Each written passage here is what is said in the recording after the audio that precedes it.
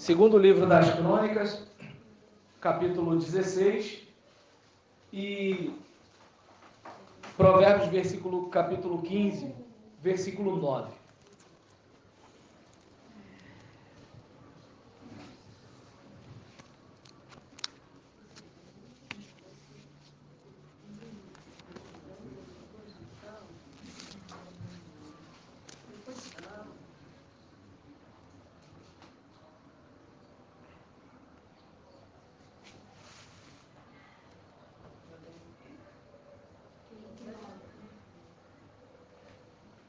Perdão, era 15:3. Isso. Mas ele vai ficar lá porque eu vou ficar aqui no capítulo 16. É só para a gente depois explicar porque que eu estou lendo essa narrativa do rei Asa. De acordo com o texto bíblico, a gente observa aqui uma situação do rei que estava passando por um problema, né? E deixa eu ver aqui. Eu só tenho um problema que eu tenho costume de comentar versículo por versículo. Isso é. Desculpa, tá? Aí. Porque se eu for ler todo, aí depois eu vou gastar tempo de novo. Então aí eu vou. Tá? E aí, por exemplo, a gente tem uma situação de um rei que ele está passando por uma fase em que a gente tem momentos bons de decisões que a gente toma diante de Deus e tem momentos ruins por causa de decisões que a gente toma também diante de Deus. Bom seria que nós sempre fôssemos aquelas pessoas bastante espirituais todos os dias da nossa vida. Como eu queria ser esse tipo de cara. Às vezes eu que tenho costume de gravar mensagem, me escuto pregando, eu fico assim, meu Deus, me perdoa. Porque naquele dia quando eu estava pregando, eu estava bem num determinado assunto, mas no dia que eu estava ouvindo, eu não estava bem naquele determinado assunto.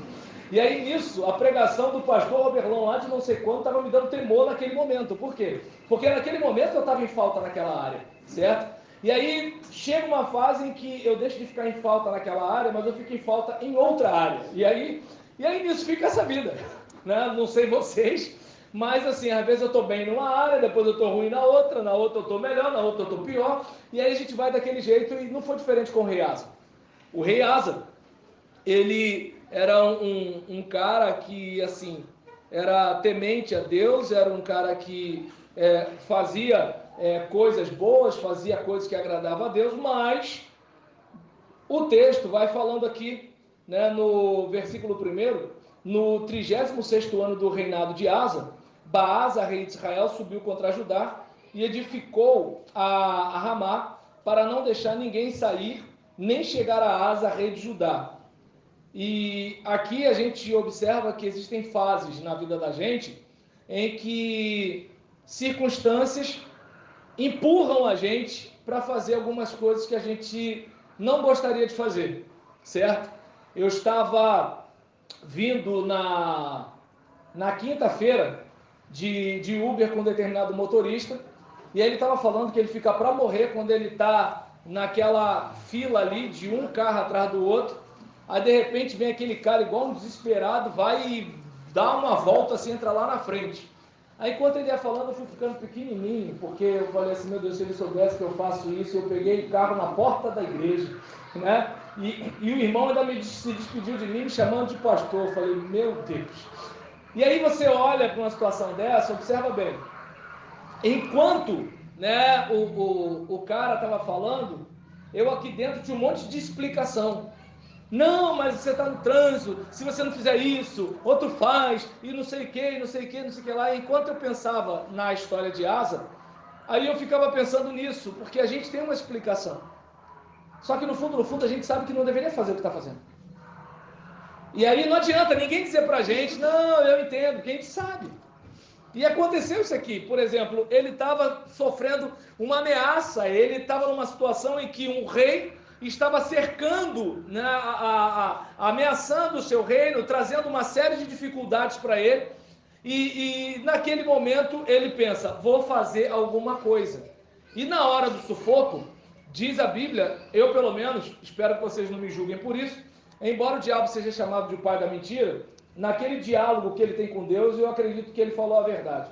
Quando ele fala para Deus a respeito de Jó, pele por pele, tudo que o homem tem dará pela sua vida. Porque todo mundo é muito certinho até a hora que a faca está no pescoço. Claro, não deve ser o caso de vocês, mas da maioria das pessoas que eu conheço, inclusive a mim mesmo, entende? Assim, e no caso aqui, quando ele está no sufoco, diz o versículo 2, então Asa tirou a prata e o ouro dos tesouros da casa do Senhor. Tirou os tesouros de onde mesmo, gente? Então, essa prata e esse ouro pertencia ao rei, sim ou não? Se ele foi lá, né, tirou a prata e o ouro dos tesouros da casa do Senhor, aquela prata, aquele ouro era de quem? Entende? E é claro que na nossa caminhada, muitas vezes, a gente confunde as coisas de Deus com as nossas coisas. E já falei algumas vezes, tanto lá na igreja, em outros lugares, que muitas vezes nós temos bastante problemas na vida, porque nós misturamos aquilo que é de Deus com aquilo que é nosso. É como, por exemplo, eu tenho minhas habilidades, e eu não posso misturar as minhas habilidades com a vocação. A vocação não tem a ver com as minhas habilidades. As minhas habilidades têm a ver comigo, coisas que eu treinei, coisas que eu estudei, coisas que eu me preparei. Mas a vocação é algo que Deus me deu, que mesmo que eu não tivesse estudado ou me preparado, eu teria essa vocação, faria com menos habilidade do que eu faço, né? E se eu me preparar mais, eu vou fazer com mais habilidade, mas a vocação não é minha. E aí o que acontece? Muitas vezes as pessoas confundem as coisas e elas pegam o dom que Deus deu, o ministério que Deus deu, o talento que Deus deu, a vocação de Deus para ela, e ela trata aquilo como se fosse dela. É claro, ela vai se dar bem com isso? Entre aspas, sim. Mas ela está fazendo isso com algo que não é dela. Trazendo, né, para o nosso dia a dia, muitas vezes nós somos tentados a fazer coisas do tipo. Algo que nós sabemos que não é nosso. Algo que nós sabemos que é de Deus. Deus entende? Claro que entende. Deus sabe que nós somos pó, Deus sabe que nós somos falhos. Entretanto, ainda assim, né, a fatura chega. E aí a gente olha para cá e verifica, né, que Asa tirou a prata e o ouro dos tesouros da casa do Senhor, da casa do rei, e enviou servos a Ben-Hadad, rei da Síria, que habitava em Damasco, dizendo, versículo 3, acordo há entre mim e ti, como houve entre meu pai e o teu. Eis que te envio prata e ouro. Vai, pois, e anula o teu acordo com Baasa, rei de Israel, para que se retire de sobre mim. Então ele pegou algo que não era dele para negociar com uma outra pessoa, para que aquela pessoa dificultasse a vida de um inimigo dele. E trazendo para o nosso contexto, muitas vezes na vida da gente, a gente vai negociar algo que não é nosso, algo que é de Deus, para a gente se dar bem e às vezes está negociando com alguém que não quer o nosso bem. E aí, muitas vezes, a gente olha para uma situação dessa, antes que alguém até pergunte, mas por que o pastor pegou esse texto? Não sei, irmãos, não sei. Mas sabe quando fica, quem prega deve saber do que eu estou falando? Fica uma impressão no coração da gente, que se a gente não fizer, a gente não tem tranquilidade. Quem prega, com certeza está entendendo isso que eu estou falando. E nesse caso, a gente, por exemplo, observa aqui que ele foi e negociou com outro cara. E diz o texto, né, que Ben-Hadad deu ouvidos ao rei Asa e enviou os capitães dos seus exércitos contra as cidades de Israel, e eles feriram a Ijon, a Dan, a Abel-Maim e a todas as cidades armazéns de Naftali.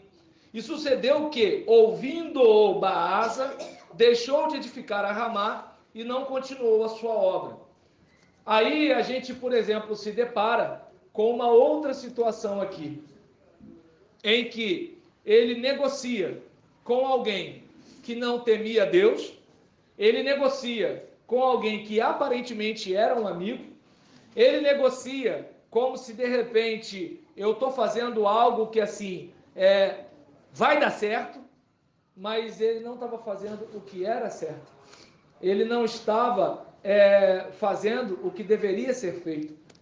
E aí é nessa hora que eu, você, irmão Dina, e qualquer outra pessoa na vida, passa por essa pressão em que, assim, entre fazer o que é certo e fazer o que dá certo. O que geralmente nós tendemos a fazer é o que dá certo. Só que servir a Deus é um negócio tão complexo que, às vezes, o que dá certo não é o que é certo. E, às vezes, o que dá certo não é o que Deus quer de nós. Às vezes, o que Deus quer é a nossa fidelidade, porque isso é o que mais importa na nossa caminhada. Enquanto eu estava vindo para cá, eu estava ouvindo uma música do Ministério Apacentar, trazendo a arca, toque no altar, não sei mais, né? Porque eles passaram por uma reviravolta aí. Mas em que o compositor da música, ele dizia: tudo que eu quero está em ti. Toda a minha vida eu te entrego, porque não há outra além de ti. Tudo que eu possa conquistar não se compara à tua presença, nem ao prazer de te adorar. Dias vêm, dias vão, e em meu coração só aumenta o desejo de te encontrar. Agradecido estou pelo que já recebi, mas não estou satisfeito, eu quero mais. Porque te conhecer e prosseguir em te conhecer, esse é o alvo da minha vida, Senhor. E aí, enquanto eu estava vindo para cá, eu estava pensando o seguinte: a gente na caminhada, né, a gente, por exemplo, não sabe o dia do nascimento, quando vai ver a gente já nasceu, certo? Então, é como, por exemplo, estou vendo um bebezinho ali no culto, e esse bebê não faz ideia de que é o seguinte: cheguei aqui. Ele não faz ideia disso. Então, assim aconteceu com a gente. Um dia a gente veio.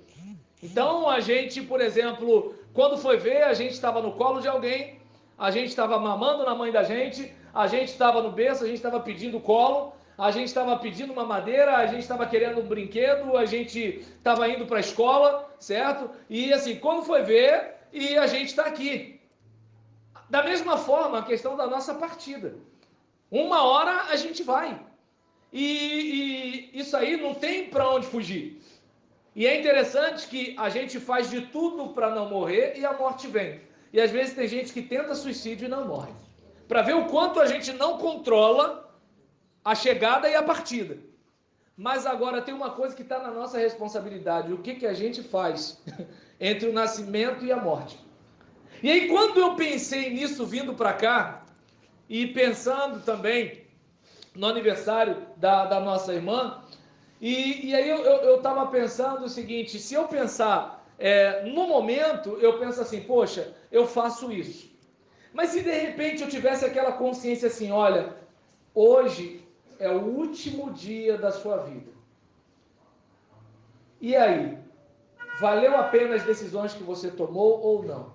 E aí, nessa hora, eu não sei você, eu vejo que aquilo que muitos de nós deixam em segundo plano, ficaria em primeiro plano para mim.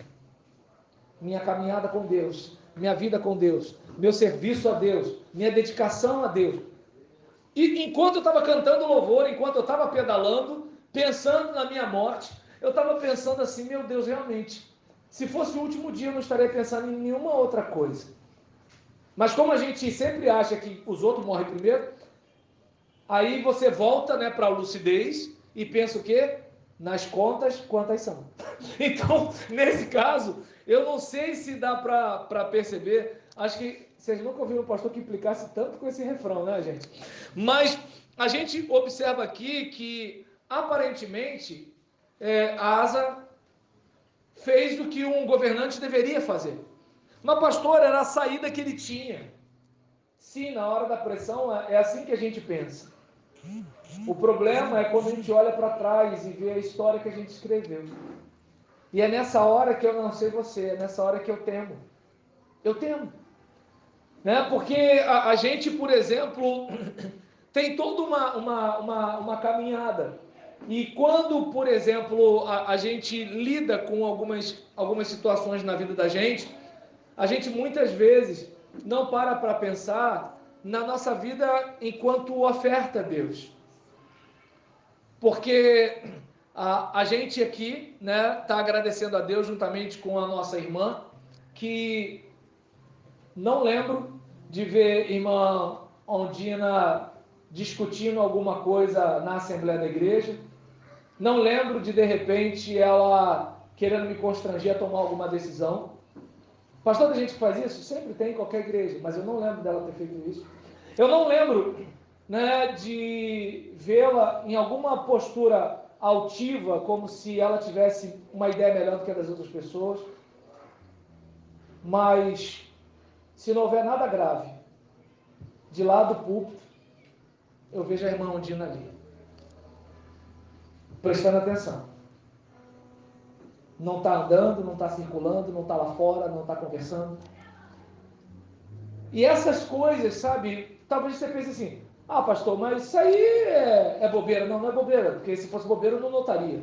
E se eu noto é porque tem gente que não faz o que ela faz. Então eu não sei se dá para perceber que se eu, pecador, falho, limitado, mal igual um pica-pau, se eu consigo ver isso, imagine o Senhor que tem olhado a minha vida e a sua, a minha conduta e a sua, o meu falar e o seu, a minha atitude e a sua, o meu pensamento e o seu, o meu olhar e o seu. Se eu, nesse pouco tempo, em um ano apenas, não conheço muitas virtudes da irmã Ondina, como eu não conheço de muitos de vocês. Não conheço os defeitos da irmã Ondina, como muitos de vocês conhecem. Não conheço. Mas pelo menos olhando para a irmã Ondina, eu pude observar essas pequenas coisas. E essas pequenas coisas, para você pode significar pouco, mas para um pastor significa muito. Porque quando ela está sentada ali olhando para mim, significa que ela está valorizando o que eu estou falando. É a primeira coisa. Estou falando de mim, não estou falando de Deus. Outra coisa, quando ela está ali, significa que ela valoriza investir na sua espiritualidade. Independentemente se sou eu que estou lá pregando ou outra pessoa.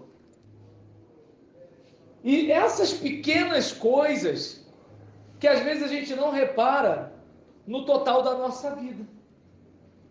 Porque a gente pensa o quê? Lá onde eu quero chegar, mas a gente não pensa como está andando aqui. Essa é a questão. Aí eu boto o meu celular na Spotify e venho, coloco ou no bolso, ou coloco no bolso da camisa. Eu estava sem bolso aqui em cima, então eu botei aqui no ombro e vim cantando. E era interessante que eu vinha cantando e vinha como se eu estivesse adorando a Deus na igreja. E as pessoas olhando para mim como assim, vem um doido. Agora observa bem que se eu passo cantando um proibidão, ninguém acha que vem um doido. Entende?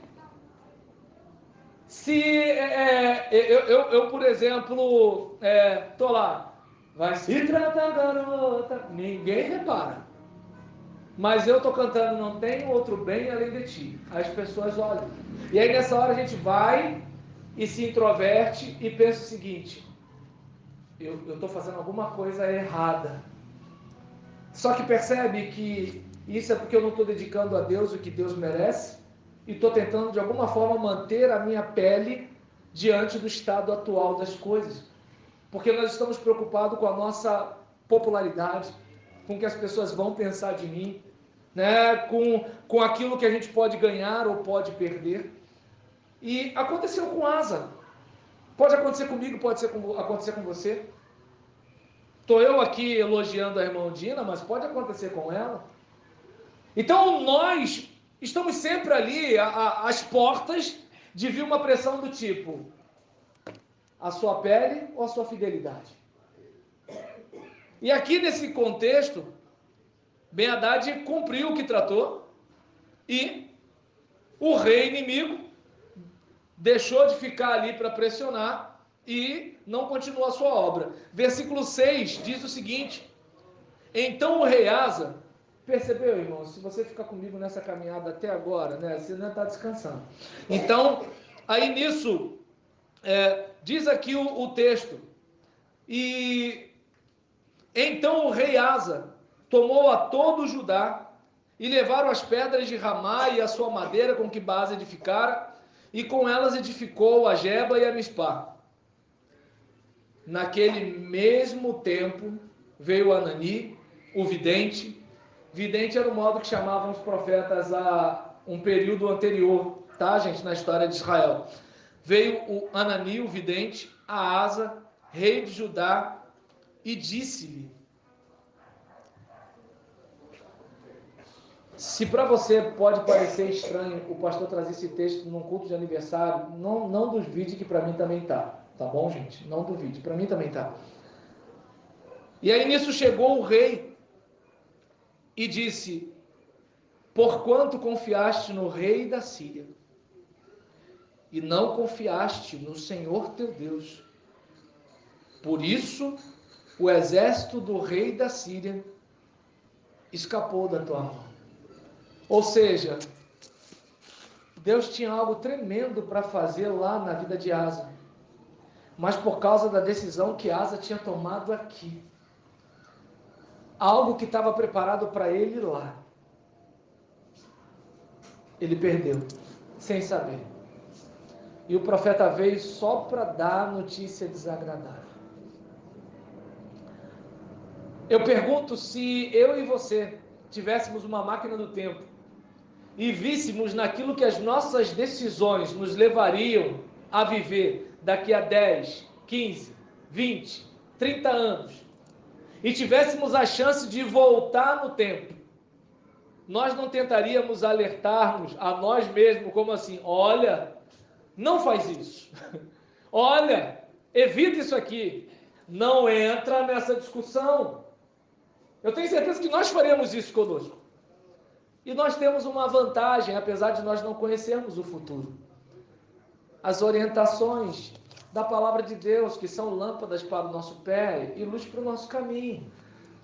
Ou seja, eu não tenho a chance, não sei se daqui até o futuro, de repente alguém fabrique a máquina do tempo e eu possa voltar aqui. Já pensou? Um Roberlan chegando aqui falando assim: Roberlan, abre teu olho, cuidado com isso, com aquilo, aquilo outro, tudo tal.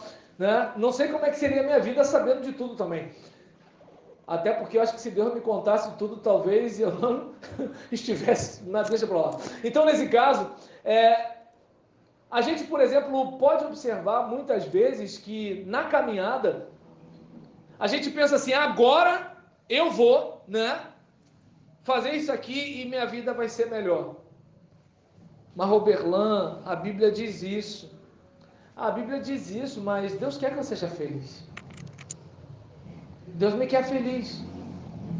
E aí esse negócio de querer ser feliz, de querer ser feliz, de querer ser feliz, quanta coisa a gente não perde no futuro, né? Quantas lágrimas a gente não chora no futuro? Porque entre Deus e a felicidade, muitas vezes, nós pensamos que é melhor escolher a felicidade. Só que não existe felicidade fora da vontade de Deus. E como eu disse agora há pouco, se o pastor Roberlan consegue enxergar a irmã Dina, que não faz barulho, não fala, não grita, não liga para mim, não manda mensagem.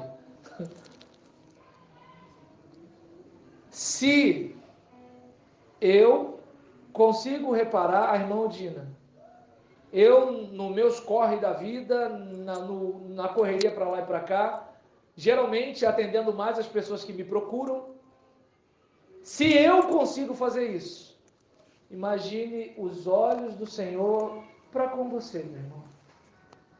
Imagine. Só que há momentos na vida da gente que parece que Ele não está nos olhando. Parece que Ele não está vendo o nosso choro. Parece que Ele não está vendo a ameaça do inimigo. Mas nós não nos guiamos por vista, nós nos guiamos por fé. E precisamos observar o seguinte: espera aí, se o pastor Roberlan, cheio de pecado, consegue separar um tempo para orar por mim, mandar uma mensagem para mim, perceber a minha ausência na igreja, quanto mais Deus, com o coração bondoso que tem, com o amor que tem por mim, não está se importando comigo nessa hora. Raciocina comigo. Irmãos, se eu posso pensar em você, independentemente se você quer que eu ligue para você ou não, se você ficar, que bom que o pastor está mandando mensagem, tá, lá vem o pastor. Eu não sei, se eu faço isso, imagine Deus. O problema é que Asa, na hora da pressão, ele não viu dessa forma. É aquilo que eu tenho falado várias vezes em nossos cultos. Lázaro fez como a maioria dos crentes. Quer dizer, Lázaro não. Os amigos os cristãos querem fazer muitas vezes como aquela cena, em vez de tirar a pedra para Jesus ressuscitar Lázaro, eles querem ressuscitar Lázaro e estão esperando Jesus tirar a pedra. E foi o que aconteceu basicamente aqui. Asa quis tomar uma decisão isolada. Eu vou tirar a pedra. Não. Eu vou ressuscitar Lázaro. Eu vou fazer o impossível. Porque alguém tem que fazer alguma coisa. Quando Deus queria ser Deus na vida de Asa.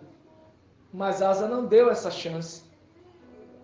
E nesse caso aqui, vem o profeta, que traz uma palavra desagradável.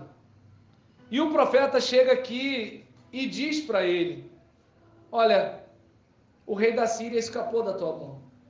Ou seja, algo tremendo que você poderia conquistar lá na frente. Você não vai conquistar lá na frente.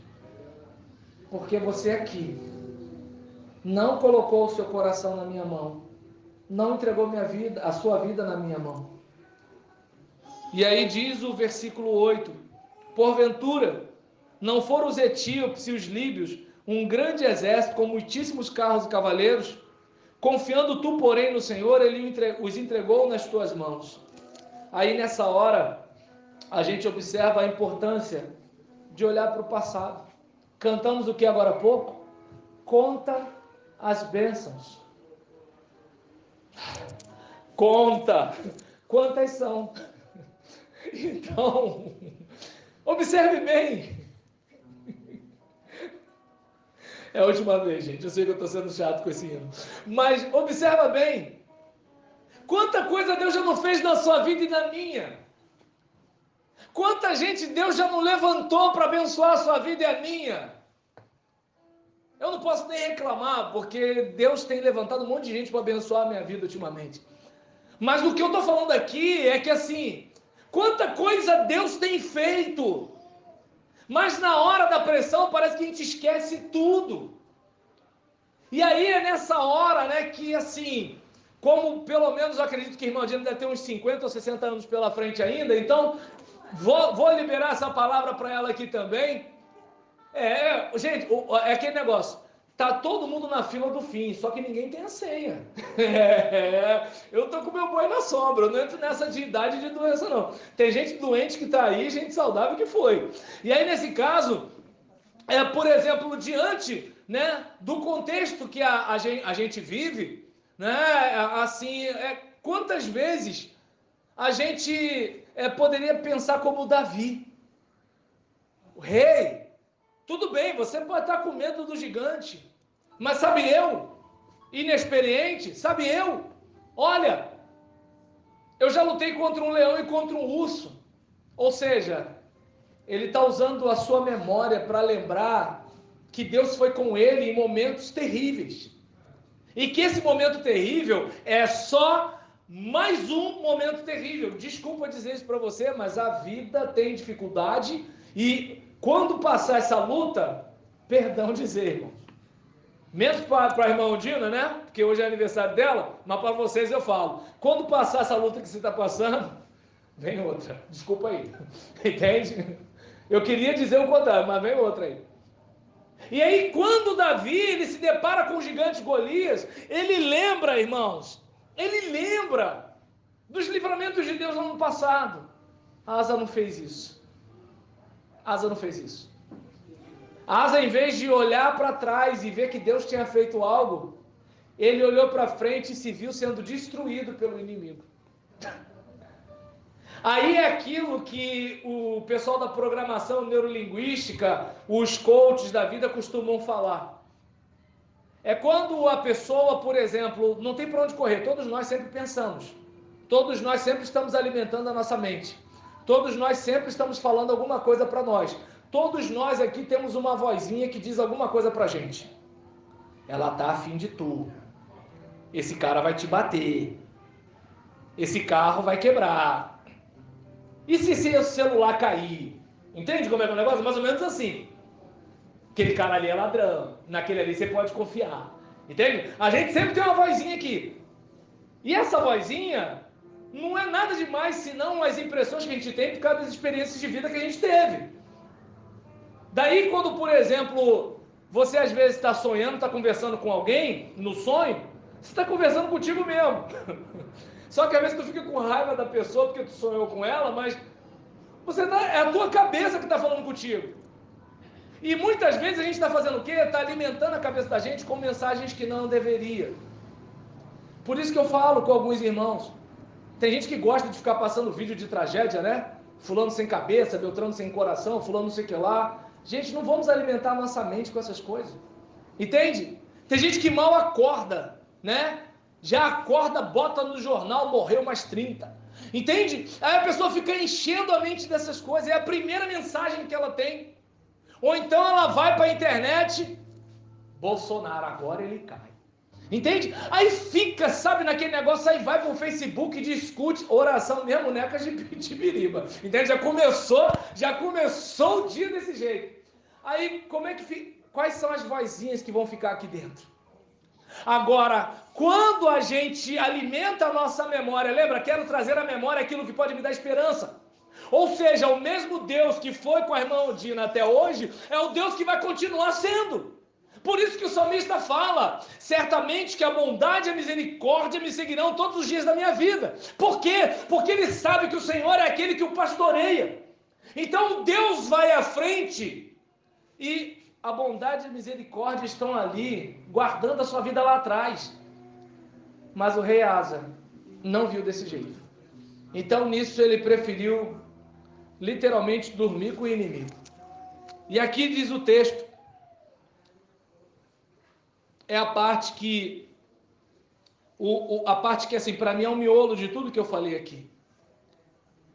Porque quanto ao Senhor, seus olhos passam por toda a terra para mostrar-se forte para com aquele cujo coração é perfeito para com ele.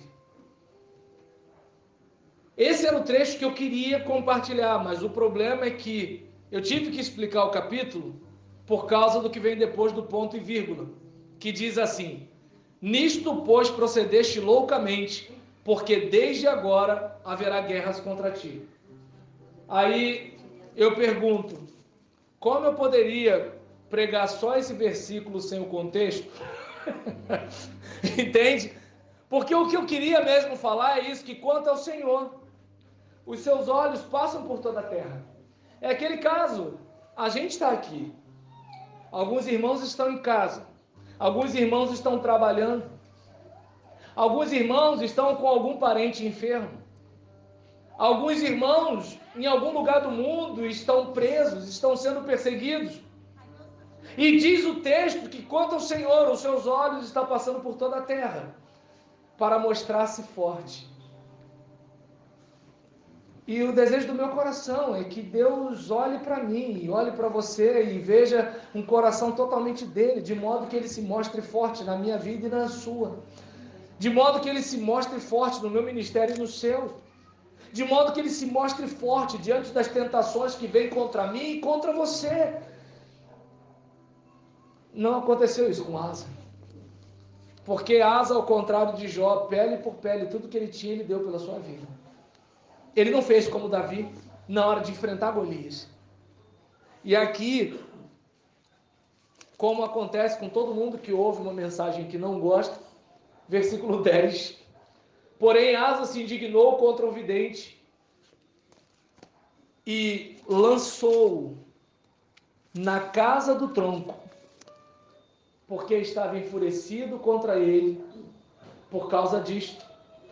Também Asa, no mesmo tempo, oprimiu alguns do povo. E eis que os atos de Asa, tanto os primeiros como os últimos, estão escritos no livro dos reis de Israel. Versículo 12. E no ano 39 do seu reinado, Asa caiu doente de seus pés, A sua doença era em extremo grave. Contudo, na sua enfermidade, não buscou o Senhor, mas antes os médicos. Asa dormiu com seus pais e morreu no ano 41 do seu reinado. E o sepultaram no seu sepulcro, que tinha cavado para si na cidade de Davi, havendo-o deitado na cama, que se enchera de perfumes e especiarias preparadas, segundo a arte dos perfumistas. E destas coisas fizeram-lhe uma grande queima. E a gente fecha observando o seguinte: uma pessoa que podia escrever uma história bonita, uma pessoa que teve uma segunda chance para confiar no Senhor no momento da adversidade. Mas naquele momento, sabe aquele pensamento do tipo, nem Deus pode me ajudar? Então, a gente, por exemplo, observa aqui que Asa, ele teve uma segunda oportunidade. E Deus hoje está dando oportunidade para cada um de nós. Para a irmã Ondina, para mim, para você que me ouve, para você que é da família, você que não é, você que está visitando. Deus hoje está dando uma chance para todos nós.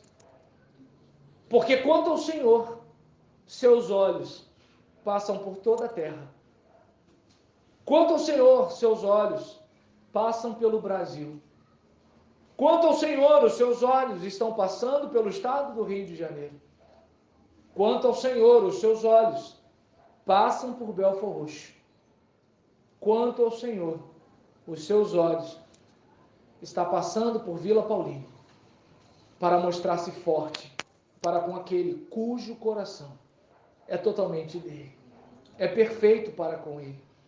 Então, sabe, que eu e você possamos observar o que Provérbios diz aqui, no versículo 3, quando fala no capítulo 15: os olhos do Senhor estão em todo lugar, contemplando os maus e os bons. E isso, ao mesmo tempo que me assusta, me encoraja. Por quê? Porque assim como Deus está me vendo vacilar, Deus também está vendo as minhas lágrimas. Assim como Deus me vê e me ouve falando mal de alguém, Deus me vê orando pelo seu povo. Assim como Deus me vê, às vezes, zapeando, discutindo o governo do meu prefeito no WhatsApp e os boletos lá crescendo, Deus também está vendo a minha dedicação pela minha família. Ou seja, não faço ideia de como está a sua vida, mas eu só queria dizer o seguinte: aquele que tem olhos como chama de fogo, está olhando você, está vendo suas lágrimas, está vendo sua luta, está cuidando de você. E nesse momento eu me atrevo a dizer, assim diz o Senhor: não temas, porque eu sou contigo, e não te assombres, porque sou o teu Deus. Ou, parafraseando ainda Isaías: não temas, porque eu te remi, chamei-te pelo nome, e tu és meu. Claro que o desejo do meu coração é que nenhum de nós passemos por nenhuma tribulação.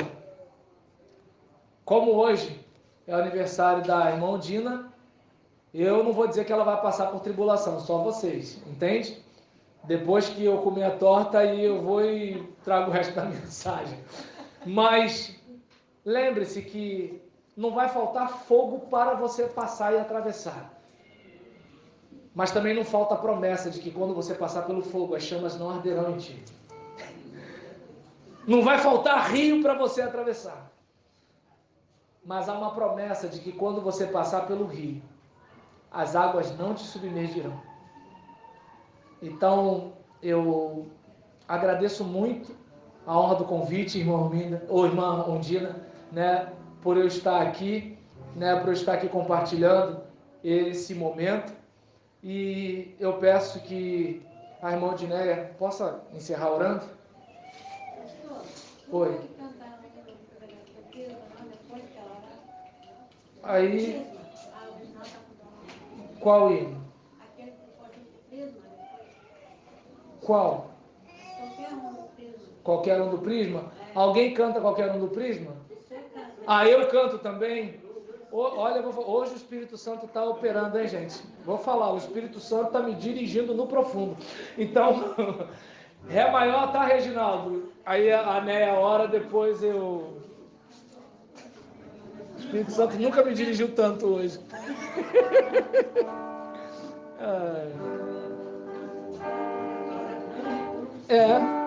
Não sei, eu canto primeiro? Então tá bom. Isso. Tô sendo dirigido aqui para cantar primeiro. Não consigo entender o que tu vês em mim, ó Senhor. Eu não sou o que deveria ser, mas só tu com amor me limpas de meu mal. Esse amor é que me ajuda a seguir. Oh, milagre, Senhor, um milagre eu sou, um milagre, Senhor, tens feito em mim. Até final meu viver, dar-te-ei meu louvor, um milagre, Senhor, tens feito em mim. Em caminhos de perdição andava eu, mas com amor tu traçaste um plano para mim. Respondeste minha oração de fé, Senhor.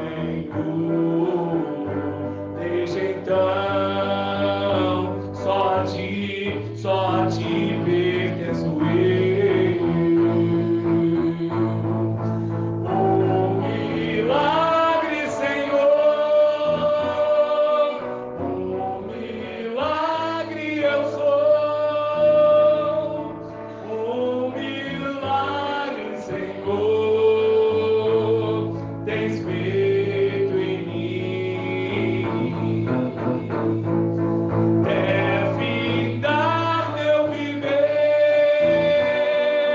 dar-te-ei meu louvor, um milagre, Senhor, tens feito em mim. Amém?